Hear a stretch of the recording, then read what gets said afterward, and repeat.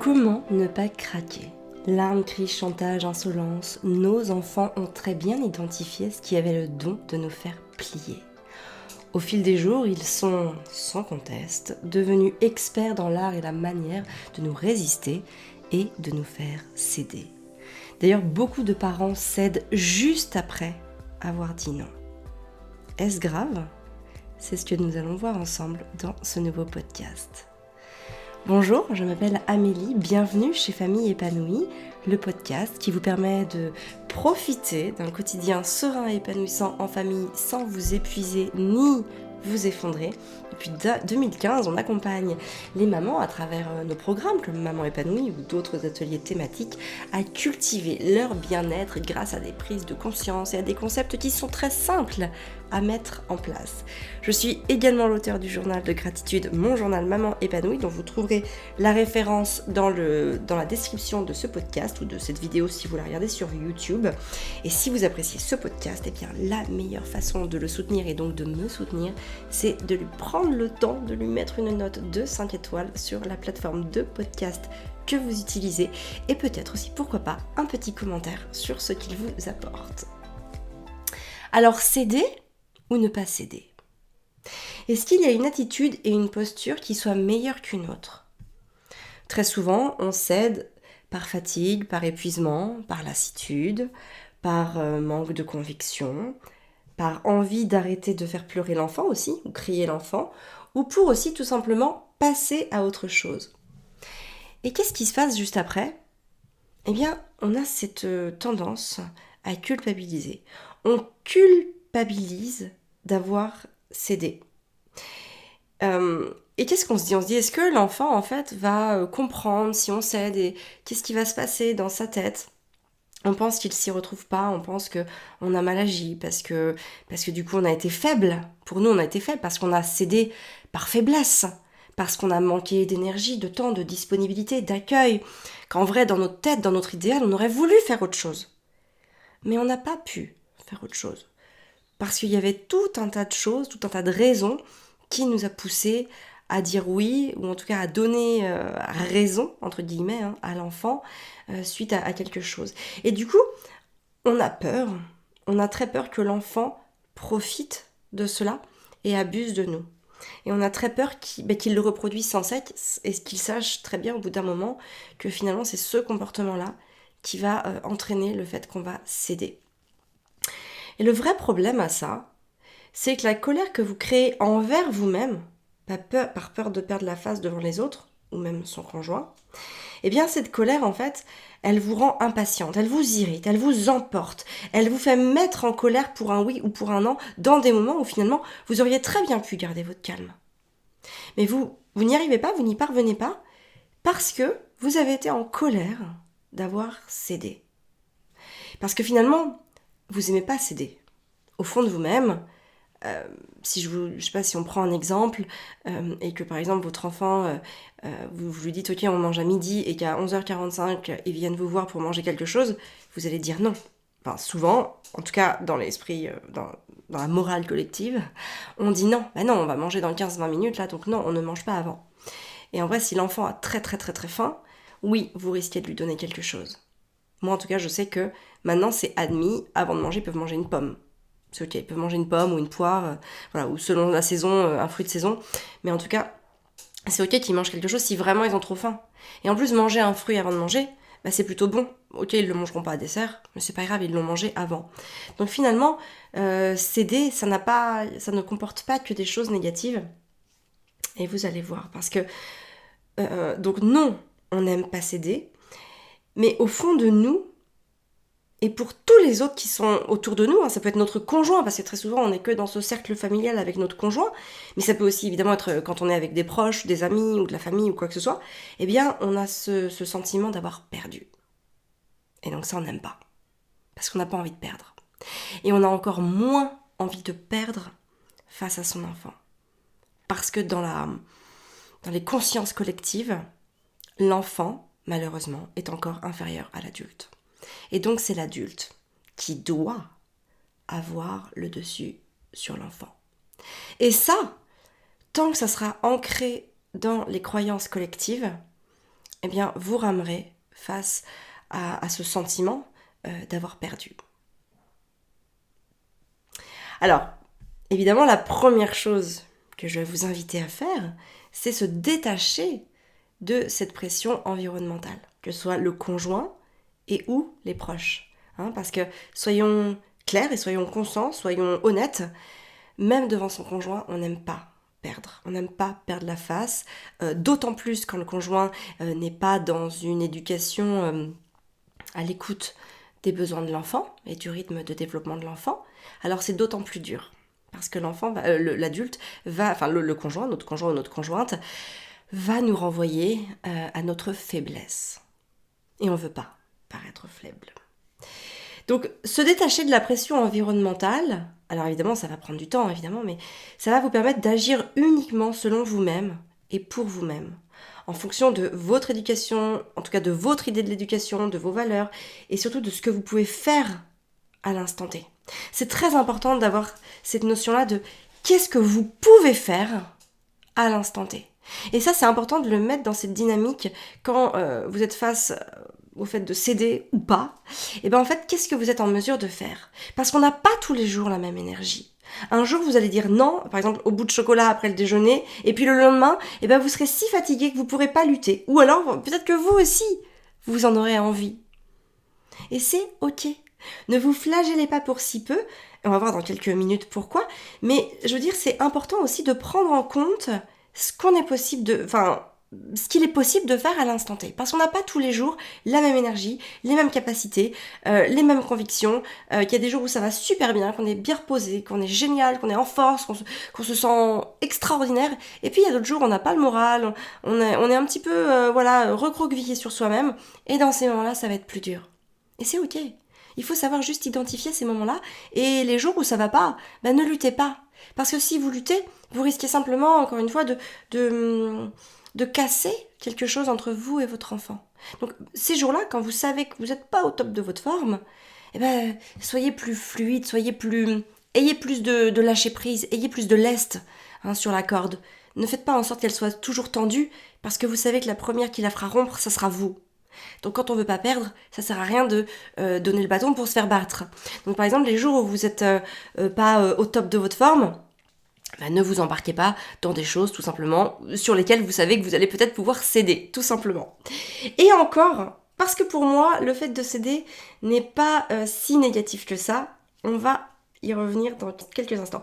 En tout cas, pour moi, ce qui a été le plus dur dans ma parentalité, c'est de me sentir poussée dans mes retranchements. C'est de me sentir poussée à bout par mes enfants et de me dire, ok, quels sont les choix qui s'offrent à moi maintenant ?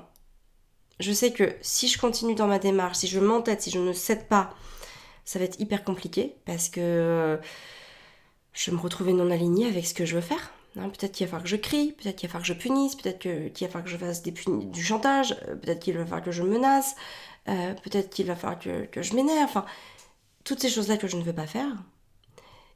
Ou alors, je cède, et en cédant, je m'expose au regard des autres.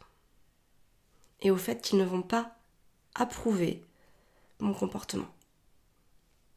Peut-être à commencer par mon conjoint. Alors quand on est tout seul, parfois c'est plus facile. Mais à partir du moment où il y a du monde autour de nous, et ne serait-ce que son conjoint, ça peut devenir très compliqué. Donc oui, ça m'a poussée dans mes retranchements. Alors, au fil du temps, je dis bien au fil du temps, parce que c'est vraiment important d'avoir conscience que ça s'est pas fait en un claquement de doigts, mais au fil du temps, le regard des autres, à propos de moi, je m'en suis pas mal détachée. Mais ces remarques, quant à la façon dont j'accompagne mes enfants, c'était quand même très inconfortable au moment où je les vivais, parce que je savais pas en plus toujours quoi répondre. Vous allez avoir une certaine façon de faire, quelqu'un va vous faire une remarque, et là, moi, je savais pas quoi dire, je savais pas quoi faire. Je perdais mes moyens, en fait, donc du coup, je balbutiais des choses qui n'avaient un petit peu ni queue ni tête, qui n'avaient pas forcément de sens. Et du coup, je donnais l'avantage à l'autre, qui renforçait sa position de par ma faiblesse dans mes réponses, de par la faiblesse de mes convictions et d'arguments. Et finalement, ça s'est beaucoup fluidifié à partir du moment où je me suis détachée de mon rôle là-dedans. En fait, ils ne font que me renvoyer leurs peurs, leurs croyances et tout un tas de choses. Mais en fait, ils s'occupent pas de moi. C'est pas de moi qu'ils jugent, c'est pas moi qu'ils attaquent. Ils veulent remettre dans le contexte ce qu'ils ont fait, ou ils veulent appuyer leur autorité, ou en tout cas asseoir leur légitimité sur ce qu'ils ont fait eux. C'est pas forcément moi qui les intéresse. Ce qu'ils voudraient, c'est pas que je fasse comme eux, on s'en fiche à la limite.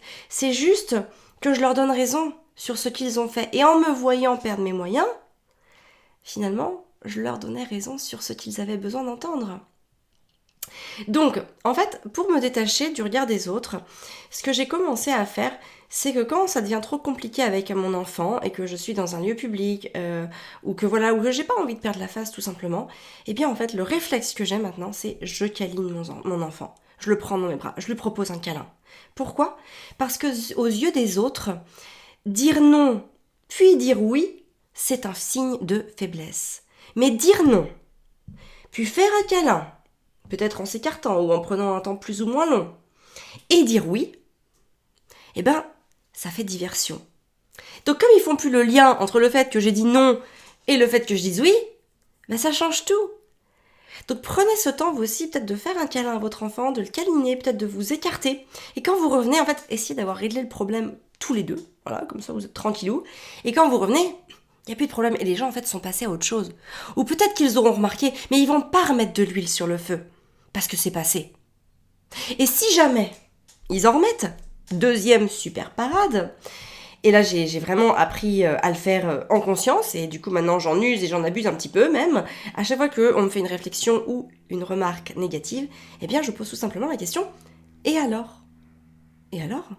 Mais pas dans le sens où je m'en moque, où j'essaye de leur redonner de manière très grossière voilà, le problème, mais vraiment dans le sens où je veux comprendre, où je veux comprendre leur peur, où je veux comprendre leur objection, réellement. Et si jamais, parce que des fois ça peut arriver que le « et alors » soit très mal vécu par la personne qui va être plus ou moins faible, finalement, dans ses convictions, et qui a tellement peu confiance en elle, qui a juste besoin de se rassurer sur ce qu'elle a pu faire, ou même ce qu'elle est en train de faire. Dans ce cas-là, évidemment, au lieu de partir au clash ou en grosse friction, eh bien, avouez votre vulnérabilité. C'est-à-dire, oui, je sais que ce que j'ai fait, c'est peut-être pas la solution idéale. Mais aujourd'hui, j'ai pas l'énergie de faire autrement. Et ça, notamment, ça peut être fait avec le conjoint.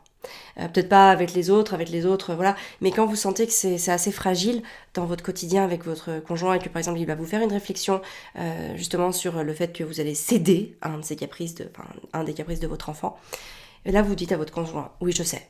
Mais là, aujourd'hui, tout de suite, là, maintenant, je n'ai pas l'énergie, les ressources ou la disponibilité de faire autrement. Parce que là, en fait, vous êtes inattaquable.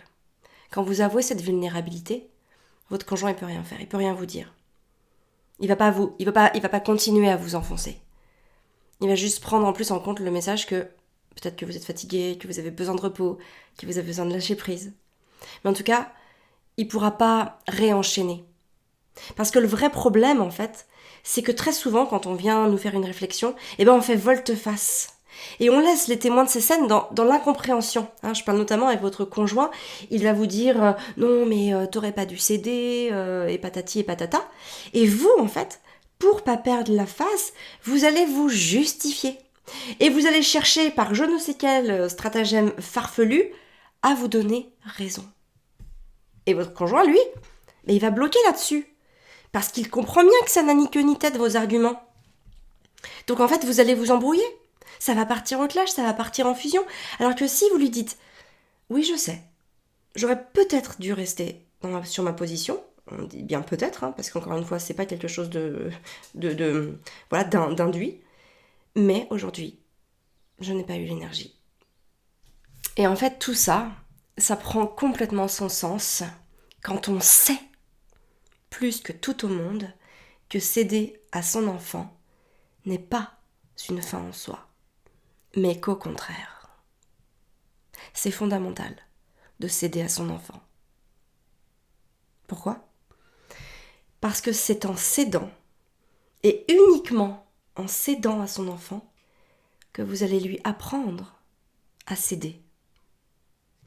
Il y a quelques jours, j'écoutais un live d'André Stern sur le compte d'une amie qui s'appelle, le compte Instagram d'une amie qui s'appelle Charlotte d'Organize and Green Mama. Et en fait, il disait que, voilà, ce que j'ai toujours su au fond de moi, que l'enfant, en fait, ne réinvente pas des comportements. Donc, si vous voulez que lui aussi il cède, il faut céder soi-même. Parce que l'enfant ne fait que reproduire ce que l'on fait. Et que si vous ne cédez jamais, il ne cédera jamais. Sauf qu'il y a des moments où on a très envie que notre enfant y cède. Donc c'est important de remettre à leur place ce que vont faire, ce que vont apporter, ce que vont avoir comme pouvoir les neurones miroirs sur cet aspect de l'accompagnement de l'enfant. Donc lorsque vous cédez à votre enfant, vous montrez à votre enfant que c'est possible de changer d'avis. Si votre enfant veut absolument un truc, mais que c'est pas possible là, tout de suite, maintenant, ou c'est même pas possible du tout, vous serez bien content qu'il cède. Parce que finalement, céder, qu'est-ce que c'est ? C'est avant tout changer d'avis. Les enfants reproduisent absolument tout ce que l'on fait. Si vous ne me croyez pas, observez-les. Observez-les, ils vont vous parler comme vous leur parlez, ils vont faire ce que vous faites, ils vont avoir les réactions que vous avez, ils vont avoir les mêmes comportements que vous avez, ils vont répéter les mêmes choses que vous dites. Bref, les enfants font absolument tout ce que l'on fait. Hein, quand on s'offusque que notre enfant dit des gros mots, ok, comment est-ce que vous parlez, vous ? Quand on s'offusque qui se lève tout le temps à table ou qui finissent pas leur assiette, ok, est-ce que vous sortez pas de table avant que eux aient fini de manger des fois ou... Bref, il faut vraiment comprendre que l'enfant reproduit absolument tout ce qu'on fait, ou en tout cas tout ce que son environnement fait, donc évidemment l'école va aussi rentrer en compte, mais il passe avant tout un maximum de temps à la maison, en tout cas une majorité du temps à la maison, et donc ils reproduisent tout ce que l'on fait nous. Alors pourquoi faudrait-il mieux ne pas leur céder alors qu'on a besoin qu'ils cèdent eux aussi ? Moi je vais vous dire, je cède tous les jours sur plein de trucs. Aujourd'hui, je vais vous donner un exemple. Aujourd'hui, il voulait aller faire des courses avec Fabien, donc mon mari. Mais la maison elle était sans dessus-dessous. Donc j'aurais dit oui, vous allez pouvoir aller faire les courses les enfants, mais par contre moi comme je dois travailler avant, eh bien je vais vous demander de ranger la maison. Et si la maison n'est pas rangée, malheureusement, eh ben vous serez obligé de rester là pour la ranger, parce que moi sinon je ne peux pas travailler. Donc je leur donne du sens, je leur explique le pourquoi. Je veux pas qu'ils rangent pour ranger parce que ça m'est sorti comme ça, non, parce que comme je reste là pour travailler toute seule, j'ai besoin que ma pièce de vie soit rangée. Ok. Donc ils ont rangé, voilà. Fabien a évidemment pris un petit peu son temps pour partir parce que voilà, il savait que voilà, il est venu m'aider à me dire ok, on va les laisser ranger, on va prendre 5-10 minutes pour qu'ils puissent, leur laisser le temps de ranger, voilà. Et en fait, au moment où Fabien partait, il restait encore quelques trucs. Donc finalement, normalement, si j'en m'en étais tenue à ma phrase, à ma sentence de base, c'était ok, vous partez faire les courses si la maison elle est rangée, parce que moi comme je travaille, j'ai besoin que mon environnement soit clean pour pouvoir me concentrer sur ce que j'ai besoin de faire et non pas sur ce qui traîne dans la maison. Bon, finalement il restait que quelques trucs, donc comme j'avais besoin de ce temps aussi pour travailler, hein, la balance bénéfice opportunité, on va appeler ça comme ça, eh bien ça a été de se dire ok, vous partez maintenant avec papa parce qu'il est prêt, parce que vous avez fait le plus gros, etc. Par contre, on se met d'accord, c'est que dès que vous rentrez, vous finissez de ranger. Parce qu'en plus, après, ça va être le soir, et que du coup, on va pouvoir aller se coucher, on va manger, se coucher, prendre du temps, etc. Donc comme ça, vous le faites. C'est le deal. Est-ce que c'est ok pour vous ? Et c'était ok pour eux. Donc oui, j'ai cédé, mais parce que je voulais saisir l'opportunité d'avoir 1 heure pour bosser sans personne à la maison. Donc, on a trouvé un consensus qui était acceptable par les deux parties, les enfants et moi. Et c'est ça la vie. C'est pas de camper sur ses positions, c'est de toujours saisir les opportunités pour pouvoir trouver et appliquer les meilleurs compromis. Et je vous assure que si à partir d'aujourd'hui, vous vous offrez cette liberté dans votre parentalité, ça va vous changer la vie. Parce que la première personne qui s'enferme et qui subit ce système de pas lâcher l'affaire, de pas céder, c'est vous. Ou sans penser que vous êtes une mère bien faible, ou sans avoir peur de passer pour une mère laxiste, ou une mère qui se fait bouffer par ses enfants rois. Imaginez-vous si vous pouviez sortir de cet état d'esprit, comment est-ce que vous vous sentiriez ? Alors je veux que vous vous engagiez, la prochaine fois que vous vivez ça, à revoir votre discours face à votre enfant. Est-ce que vous pouvez vous engager à céder sans culpabilité ? Et si jamais vous avez besoin de vous rassurer par rapport à ça, pensez à moi. Parce que non seulement je cède à tour de bras, mais en plus je suis une vraie opportuniste assumée, puisque je vais me servir de l'avantage de chaque situation pour m'en dégager un intérêt. Donc retenez ces 2 points fondamentaux. On a du mal à céder parce qu'on a peur d'être perçu comme une mauvaise mère, et ça c'est au-dessus de nos forces. On préfère encore s'épuiser à lutter pour ce qu'on avait dit, plutôt que d'avoir la sensation de perdre face, et notamment perdre face en public. Donc pour ça, utilisez la technique du câlin pour faire diversion ou questionner avec un « et alors ?» réellement interrogateur, la personne qui va vous faire une réflexion. Et la deuxième chose que je veux que vous gardiez en tête aujourd'hui, c'est en cédant vous-même que vous allez apprendre à vos enfants à céder eux-mêmes. Trouvez des compromis pour que les relations soient vraiment gagnant-gagnant. Moi, c'est vraiment ce qui m'anime au quotidien. Alors autant se servir de la situation pour la mettre à son avantage plutôt que de s'entêter dans une posture qui vous dessert plus qu'elle ne vous sert. Et surtout, je veux que vous essayiez d'agir ainsi dès aujourd'hui avec votre enfant. D'accord ? Ça vous paraît possible, envisageable ? Aujourd'hui, vous cédez. Vous cédez en conscience. Ok ? Voyez ce qui se passe après en vous. Comment vous vous êtes senti ? Ce qui s'est passé ? Comment votre enfant a réagi ? Comment ont été vos relations juste après avoir cédé ? Ok ? Et après, vous venez me dire tout ça en commentant ce podcast. Vous pouvez même partager ce podcast sur vos réseaux sociaux en disant en quelques mots ce que ça vous a fait d'entendre ça aujourd'hui. Ok ? Je compte sur vous les filles. Je vous embrasse très fort. Je vous dis à la semaine prochaine dans un nouvel épisode de podcast. Et surtout, prenez soin de vous pour pouvoir prendre soin de vos enfants.